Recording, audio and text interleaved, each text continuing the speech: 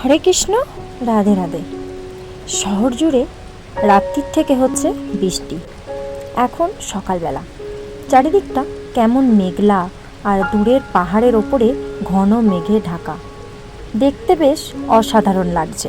অনেক দিন পর আবার এরকম সুন্দর মুহূর্তটা চোখে পড়ল, তাই আপনাদের সঙ্গে শেয়ার করলাম। শহরতলির বৃষ্টির দিনগুলো ঠিক গ্রামের বৃষ্টির দিনের মতো নয়। তা না হলেও কিন্তু শহরের বৃষ্টিটাকেও সুন্দরভাবে মজা নেওয়া যায়।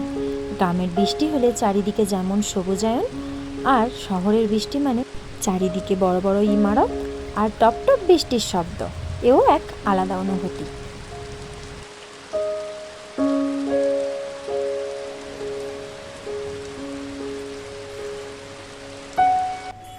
হরে কৃষ্ণ, রাধে রাধে। সকলকে আবার একটা নতুন ভিডিওতে স্বাগত ও অনেক অনেক অনেক ভালোবাসা। যাই হোক, এখন হচ্ছে বিকালবেলা, ওই 5টা মতো বাজে। সকাল থেকে প্রচুর পরিমাণে বৃষ্টি হচ্ছে। যাই হোক, বৃষ্টির দিনে একদমই মন চাইছিল না ব্লগ শ্যুট করতে, কিন্তু আপনাদের সঙ্গে একটা খুব সুন্দর কথা শেয়ার করার জন্য ব্লগটা শুরু করলাম। এখন বৃষ্টিটা অল্প একটু থেমেছে, মানে এখনও ঝিরঝির করে হচ্ছে, কিন্তু তবে কি সকালের থেকে একটু কম। তো একটু পরে আমি আপনাদের সঙ্গে ভিডিওটা শেয়ার করব যে কেমন আছে ওয়েদারটা। তার আগে একটা কথা শেয়ার করি। আমি একটু আগে চুল আঁচড়াচ্ছিলাম, দেখতেই পাচ্ছেন একটু ভদ্র হয়ে আছি। তো যাই হোক, কিছুদিন আগে অনুশ্রীদি এসেছিল, আপনাদের চেনার সূত্রে আমি অনুশ্রীদি বললাম। যাই হোক, কিছুদিন আগে দিভাই এসেছিল, তো আমার চুলটা খুব সুন্দর করে আঁচড়ে দিয়েছিল। আমি চুল আঁচড়াতে ভীষণ ভয় পাই, কারণ যখনই চুল আঁচড়াই আমার এই মাথার যে স্ক্যাল্প সেগুলো প্রচণ্ড পরিমাণ ব্যথা হয়ে যায়, আর এত এত চুল ওঠে। তো সেই ভয়ে আমি চুল আঁচড়াই না। তো আজকে যখন আমি চুলটা আঁচড়াচ্ছিলাম, তারপরে আমার মাথা এত ব্যথা হয়ে গেছে যে মনে হলো যদি দিভাই সবসময় আমার কাছে থাকতো, তাহলে রোজ আমার চুলটা আঁচড়ে দিত, একটুকু ব্যথা করতো না, আর অত অত চুলও উঠতো না।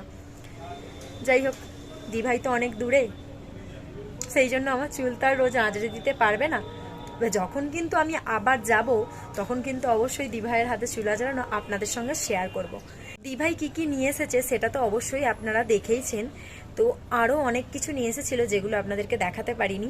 আর দিভাই সব থেকে যেটা বড় জিনিস আমার জন্য নিয়ে এসেছে সেটা হলো বুক ভরা ভালোবাসা। সেটা হয়তো নিজের বোনকেও কেউ ওভাবে ভালোবাসতে পারে না।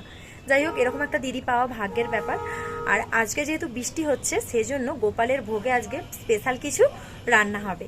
কি রান্না হবে না হবে সেটা অবশ্যই কিন্তু আপনাদেরকে দেখতে হলে পুরো ব্লগটা দেখতে হবে। আর এখন আমি টিউশন পড়াচ্ছি। টিউশন পড়াতে পড়াতে উঠে এসেছিলাম একটু ফ্রি টাইম, যেমন বাচ্চাদেরও থাকে তেমন ম্যাডামদেরও থাকে। তো যাই হোক, একটু ফ্রি টাইমে উঠে এসেছিলাম, সেই জন্য আপনাদের সঙ্গে একটু শেয়ার করলাম। আর গোপালের ভোগে কী কী স্পেশাল রেসিপি রান্না হচ্ছে বৃষ্টির দিনে, অবশ্যই সেটা দেখতে হলে কিন্তু সকলের সঙ্গে থাকুন, পুরো ব্লগটা দেখতে থাকুন, অবশ্যই ভালো লাগবে।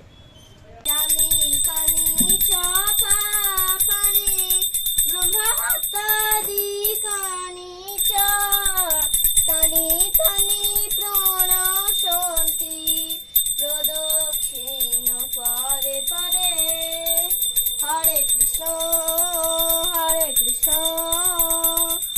কৃষ্ণ কৃষ্ণ হরে হরে হরে রাম রাম রাম হরে হরে। এখন সন্ধ্যাবেলা মানুষ সন্ধ্যা দিচ্ছে।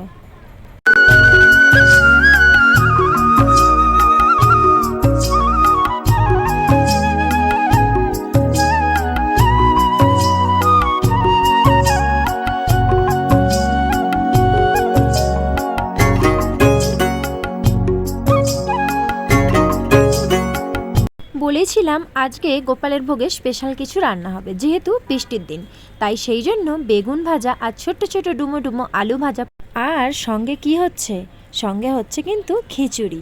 তো আমি এখানে প্রথমে আলুটা বেগুনটা ভালো করে ভেজে নিয়েছি, আর ওইদিকে রাইস কুকারে আজকে খিচুড়ি হচ্ছে। যেহেতু রাইস কুকারে কারেন্টে খিচুড়ি হবে, সেই জন্য একটু গ্যাসও সাশ্রয় হয়ে গেল, আর এদিকে খিচুড়িটাও হয়ে গেল। তো চলুন কিভাবে রাইস কুকারে খিচুড়ি করছি সেটা আপনাদের সাথে শেয়ার করি। এই হচ্ছে রাইস কুকারে খিচুড়ি হচ্ছে। আর আজকে আমি ভুল করে সেদ্ধ চালের খিচুড়ি বসিয়ে দিয়েছি, আর সেদ্ধ চাল বলতে এগুলো বাসমতি চাল, খেতে ভালো লাগবে, কিন্তু হলে কি হবে, অনেক দেরি হচ্ছে। আতপ চালের কিংবা গোবিন্দভোগ চালের কিংবা পায়েসের চালের যদি খিচুড়ি বসাতাম তাহলে কিন্তু খুব তাড়াতাড়ি হয়ে যেত। আর নিরামিষ খিচুড়ি খেতে আমাদের সবাইরই খুব ভালো লাগে। আর গোপালের ভোগে মাঝে মাঝে কিন্তু এরকম খিচুড়ি, আলু ভাজা, বেগুন ভাজার সঙ্গে যদি একটু চাটনি পাঁপড় থাকতো তাহলে কিন্তু জমে যেত। কিন্তু অনেকটাই লেট হয়ে গেছে রাত্রে রান্না করতে করতে, তো সেই জন্য আর রাত্রে চাটনি পাঁপড়টা আর হলো না। যাই হোক, রাইস কুকারে এইভাবে খিচুড়ি করছিলাম, আর যত ফুটে ফুটে ফুটে ফুটে রাইস কুকারটা পুরোটাই নোংরা হয়ে গেছে। আমাকে এটা পরিষ্কার করতে আবার কালকে যে কতক্ষণ সময় লাগবে তার কোনো ঠিক নেই। ভাবছিলাম যে চাটনি পাঁপড় ভাজা করব না, কিন্তু চাটনিটা না করতে পারি, পাঁপড়টা তো ভাজতে পারি তাড়াতাড়ি, তো সেই জন্য ছোট্ট ছোট্ট করে পাঁপড়টা ভেজে নিলাম। অবশ্যই কিন্তু খিচুড়ির সাথে পাঁপড় ভাজা খুবই ভালো লাগে।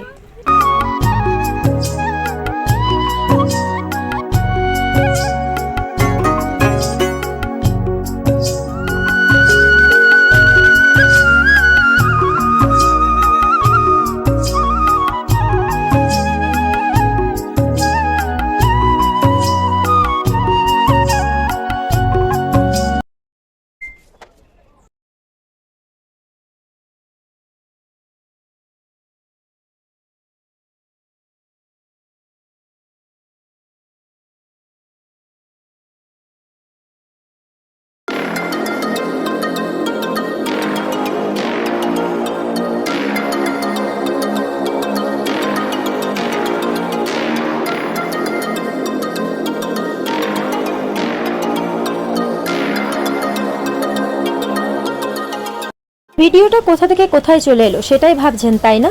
তো দেখতে থাকুন ভিডিওটা, অবশ্যই আমি আপনাদেরকে বলবো কি হয়েছে না হয়েছে।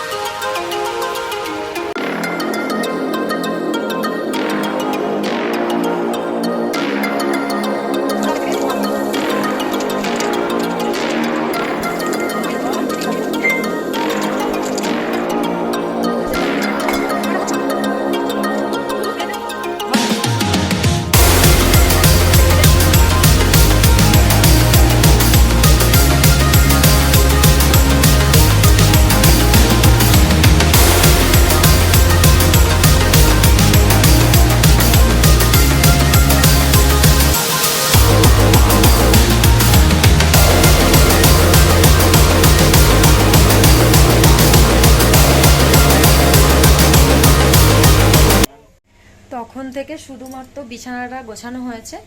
এই যে ওপরে ব্যাগগুলো বেড়াবাবু তুলে দিয়েছে, আর বিছানাটা আমি গুছিয়েছি।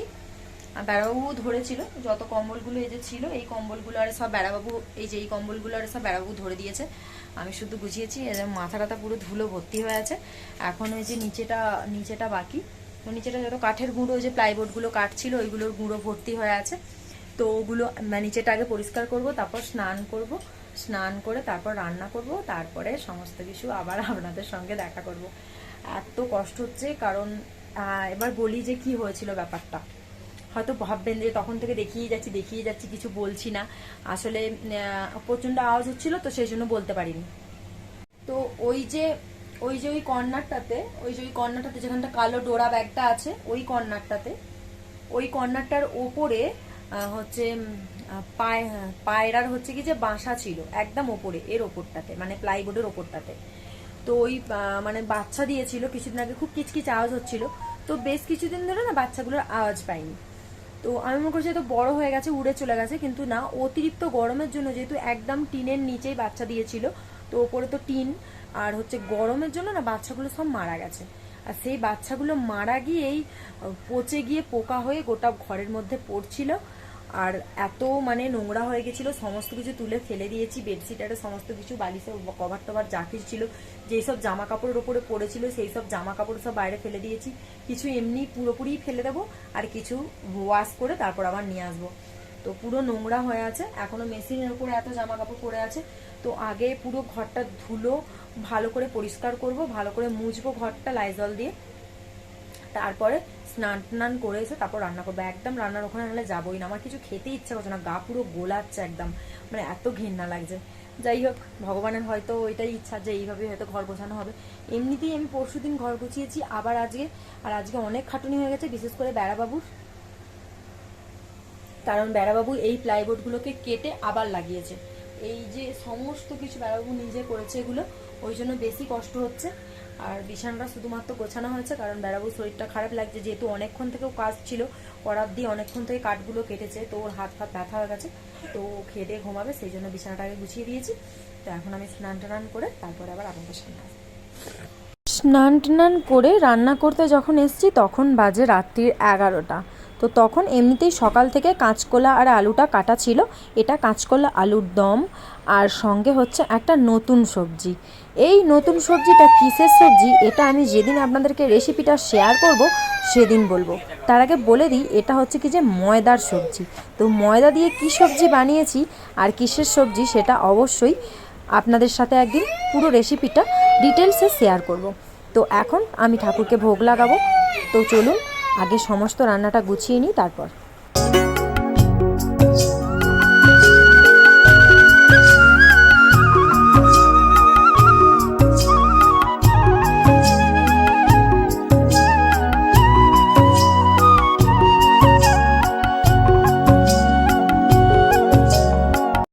আমার এখন সমস্ত কিছু রেডি করা হয়ে গেছে, সিমইটাই শুধু বাকি ছিল আর এই সবজিটা বাকি ছিল।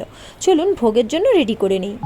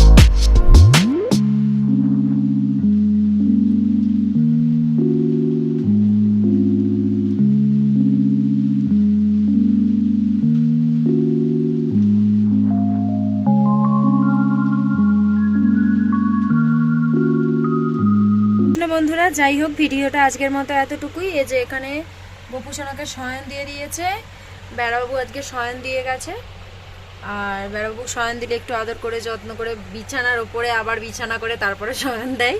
তো যাই হোক, এই যে গোপুসোনা ঘুমু ঘুমু করছে, আর এই যে ওপরে নরসিংহ ভগবান, জয় নরসিংহ ভগবান কি জয়, সকল দেবতাকে শুভরাত্রি, হরে কৃষ্ণা, হরি বল।